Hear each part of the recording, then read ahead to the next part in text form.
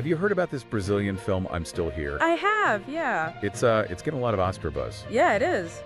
The story follows a family in Brazil during the 70s, Okay. during their military dictatorship. Mm-hmm.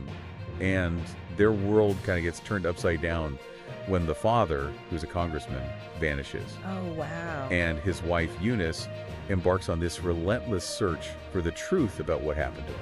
It's interesting how this film, while it's set in the past, feels so incredibly relevant today. Oh, totally, yeah. You know, with the rise of authoritarianism globally, Right. it really taps into that kind of collective anxiety about how fragile democracy can be. Yeah, and get this, on the very day the Oscar nominations came out, Mm-hmm. the husband's death certificate was amended. Wow. So it now officially acknowledges that his death was, quote, violent, caused by the Brazilian state. Oh, wow. Talk about a strange twist of fate, almost like life imitating art. It certainly makes you think about the lasting impact of these types of regimes, you know, and the struggle for truth and accountability. Totally. And the film has become this phenomenon in Brazil. Wow. And it's really sparked a national conversation about the past and its presence today. Mhm. It makes you wonder if this kind of acknowledgement could have even happened during the Bolsonaro years. Right. Yeah. So in this deep dive, we're going to explore I'm Still Here from all different angles. Great. We've got articles about the film's success, about the director's vision, and even the personal story of the family that's portrayed in the film. Mm-hmm. What do you think makes this film resonate with audiences both in Brazil and internationally? Well, you know, the director, Walter Salles, he's talked about wanting to create a filmic narrative Okay. where the characters' own personal journeys are intertwined with the journey of the whole nation. Mhm. And I think it's that blend of the personal and the political that gives the film so much weight. And it's not just a historical drama, right? Right. Salles actually knew this family back when he was a teenager. Oh, wow. And he's talked about being drawn to their warmth, you know, the sense of intimacy within their family. Mm-hmm. Do you think that personal connection comes through in the film? Absolutely. Yeah. Even though the film deals with, you know, the darkness of the dictatorship, it also portrays moments of joy and family life Right. before everything changed. Yeah. And I think that contrast makes the impact of those political events even more powerful. Right. It's not just about this grand narrative of history, but about how it really shatters individual lives. Yeah, it sounds like Salles was very intentional in his approach. Mm-hmm. I read that the film took 7 years to make. Wow. That's a long time. Yeah. Was that due to the challenges of recreating the period, or were there other factors involved? Well, there were definitely challenges in capturing the nuances of memory and trauma, Right. especially because the film is based on a memoir Okay. written by the son of the missing congressman. Wow. And, you know, his perspective looking back on his childhood during such a tumultuous time Mhm. adds another layer of complexity. Speaking of challenges, it seems that even making this film was a political act in itself. Yeah. Salles has said that this would have been unthinkable during the Bolsonaro years. Mm-hmm. You know, he wouldn't have had permission to film in public spaces, for example. Right. What do you think that says about the importance of art and its ability to kind of challenge those in power? Well, I think it's a real testament to the power of storytelling Yeah. and how important it is to preserve memory, especially when you're faced with attempts to erase history. Right. So the fact that this film is made and that it's having such an impact speaks volumes about the desire for truth and justice, even when there's opposition. So let's delve into the character of Eunice, Okay. the wife at the center of this story. Mm-hmm. Her performance by Fernanda Torres is getting a lot of Oscar buzz. What do you think makes her portrayal so captivating? What strikes me is that she refuses to be portrayed as a victim. Mm-hmm. Salles describes her as someone who refused melodrama. She embodies resilience. Yeah. In the face of this unimaginable loss, and instead of, you know, succumbing to despair, Right. she chooses to smile. Wow. It was actually a conscious decision to resist being broken by the regime. Mm-hmm. There's this quiet strength in that. It's interesting how even the small details in the film can be so powerful. Yeah. You know, Eunice only received a death certificate for her husband in 1996, Oh, wow. and it wrongly stated the cause of death as missing. Wow. It wasn't until much later that it was amended to acknowledge the state's role in his death. And in the film, there's this scene where she shows the certificate to reporters, Right. and she talks about this psychological torture of these forced disappearances. Mhm. And it's that uncertainty, the not knowing that haunts her, and so many other people who lived through this. Yeah, it sounds like her story speaks to the broader experience of countless families who were affected by this dictatorship. Right. That search for answers, for closure. It's something that resonates far beyond just Brazil. Exactly. It taps into these themes of grief and loss Hmm.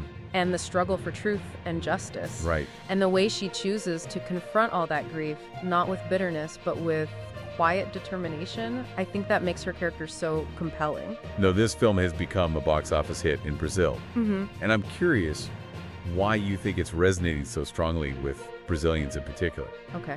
Is it just the historical context, or is there something more at play? I think it goes beyond the historical context. Yep. Brazil has faced its own political turmoil recently with Bolsonaro, Right. his far-right government, the attacks on democratic institutions. And I'm Still Here taps into this collective desire to kind of confront past injustices, Right. to make sure they don't happen again. It's a reminder of what's at stake when democracy is threatened. It makes you wonder if the film's success is due in part to a sort of collective catharsis. Perhaps it's offering Brazilians a way to process their own recent history, the trauma of the Bolsonaro years. It's certainly possible. Yeah. And by connecting the past to the present, it seems to be prompting this conversation about the future. You know, what lessons can be learned from the dictatorship era? Right. How can Brazil safeguard their democracy and prevent a slide back into authoritarianism? I suppose that's the power of art, isn't it? Yeah. It can hold up this mirror to society. Exactly. Force us to confront these uncomfortable truths, and maybe even inspire us to act. Yeah, It sounds like this film is doing all of that. absolutely. And that's why it's resonating so strongly, not just in Brazil, but internationally. Yeah. People around the world are recognizing these parallels between what's depicted in the film and the challenges that their own societies are facing. So what do you think accounts for the film's global appeal? Is it simply the theme of authoritarianism, or are there other kind of universal elements at play? I think it's a combination of factors. Okay. The film tackles themes of resilience, resistance, the power of memory, Right. and these are universal human experiences that resonate across cultures. And what about the way the film is made? Yeah, Does the filmmaking itself contribute to its impact? absolutely. Critics have praised the film's artistic merit. Okay. They've highlighted how Sao's masterfully uses cinematic techniques Right. like close-ups and long takes to convey both the intimacy of family life and the chilling vastness of the political landscape. It sounds like the film achieves this delicate balance between the personal and the political, Yeah, between the intimate and the epic. precisely. Mhm. And that balance is what makes it so compelling. Yeah. You're drawn in on an emotional level, but you're also constantly reminded of those historical and political forces at play. So we've talked about the film's themes, Yeah. the director's vision, Mm-hmm. and the historical context, but what about the emotional impact? Okay. How does the film make you feel?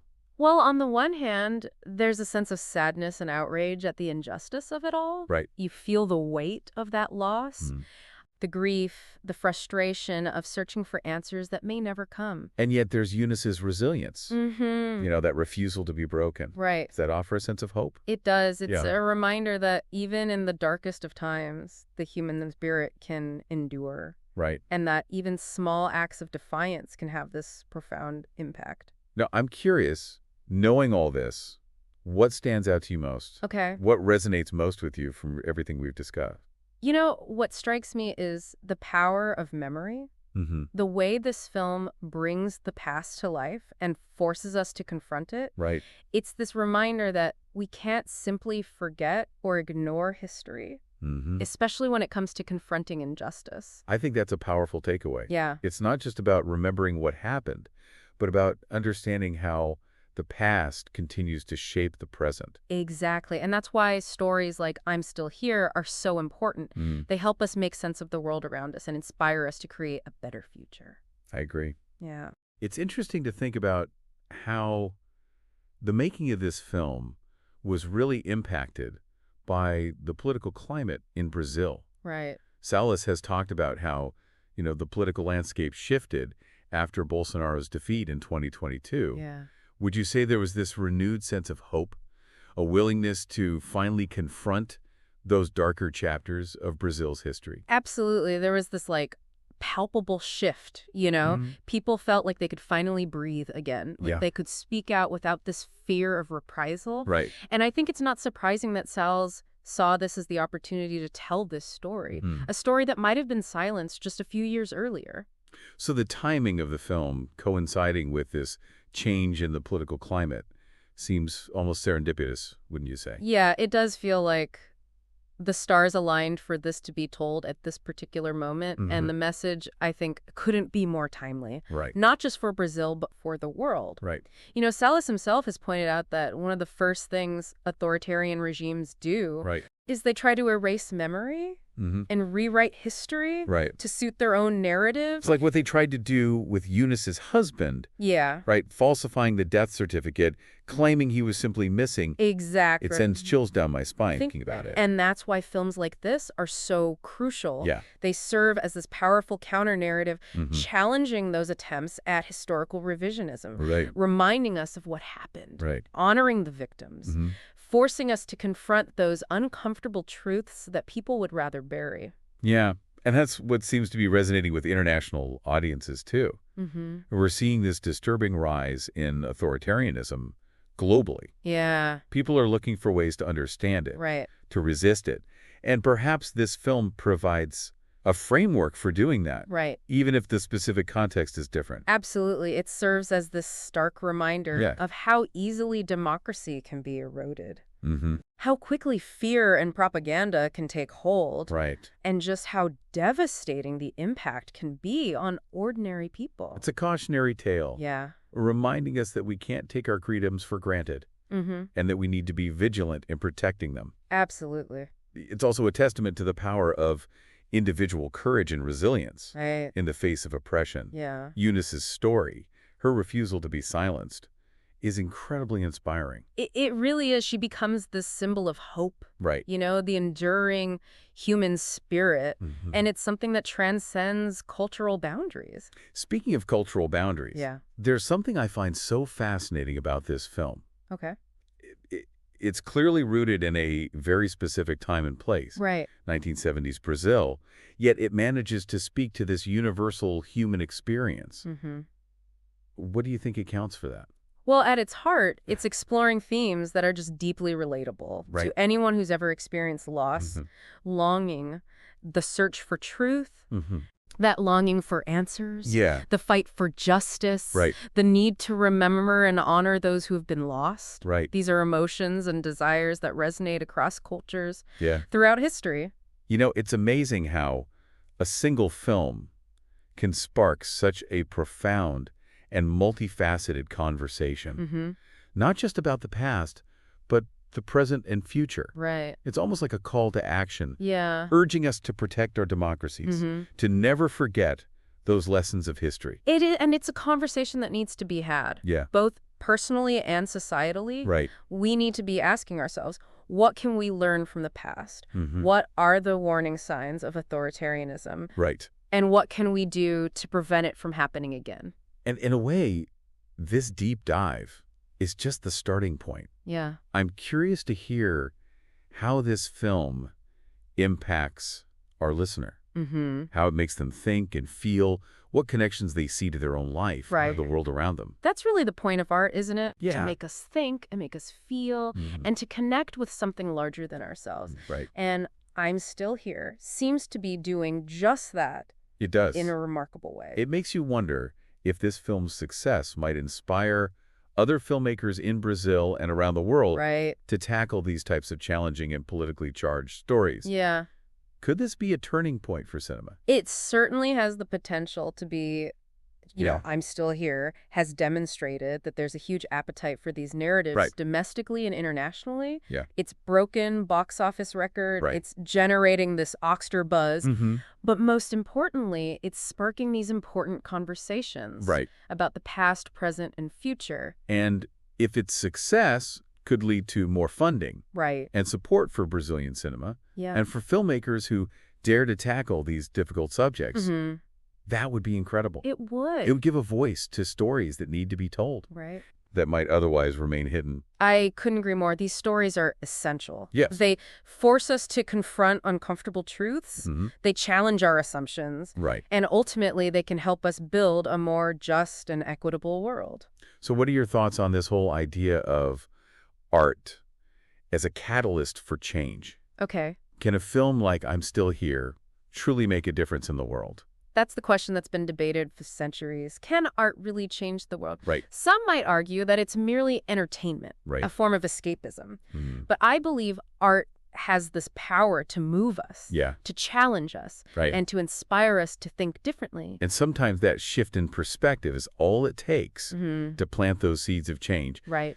It can make us more aware of injustice, Yeah. more empathetic to the struggles of others, and more determined to make a difference. Precisely. Mhm. And if I'm Still Here can do that for even a handful of viewers, Yeah. if it can ignite this spark of awareness, Right. of compassion, of Right. a desire for a better world, then I think it's achieved something truly remarkable.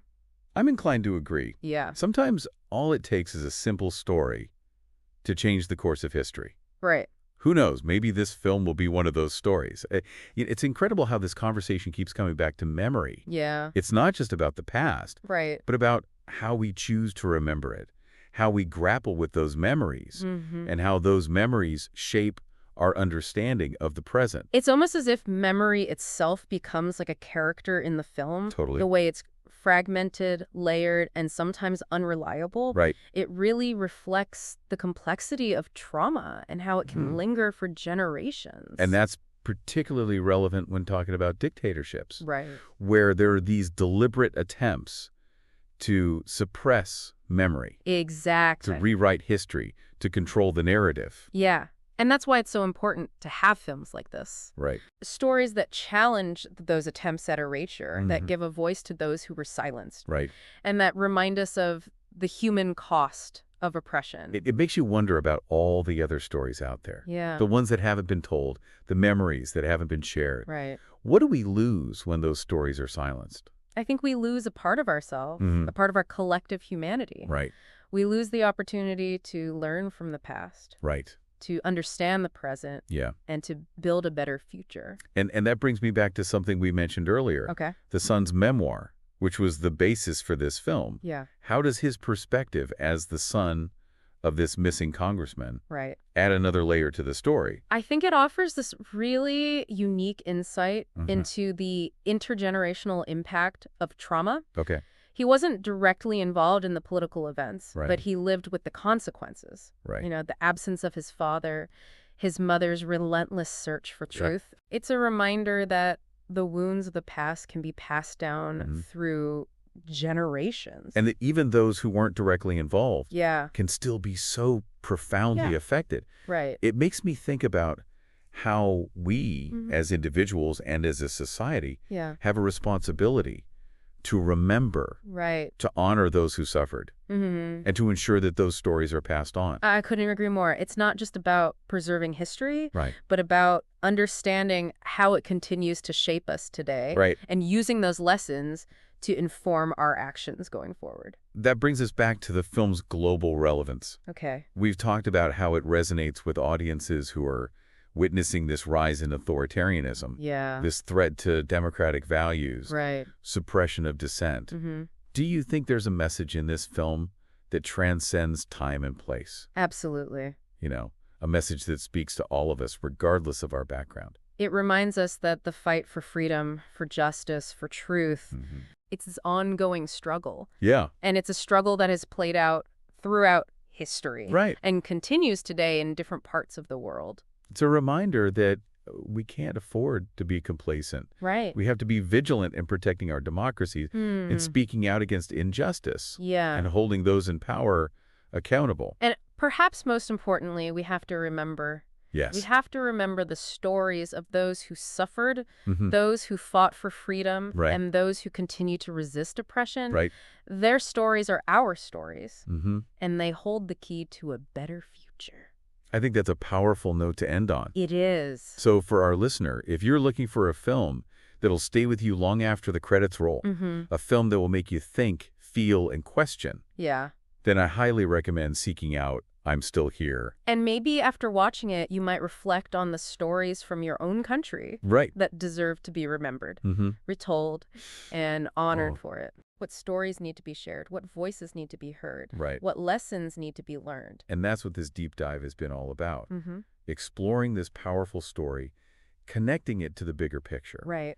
and inviting you, the listener, to engage with these ideas on a deeper level. Because ultimately it's through these conversations, these shared experiences, that we can build a more informed, more empathetic, and engaged world. So thank you for joining us on this journey. Thanks for having me. And we hope it inspires you to continue exploring these themes, to seek out new stories, and to keep asking questions.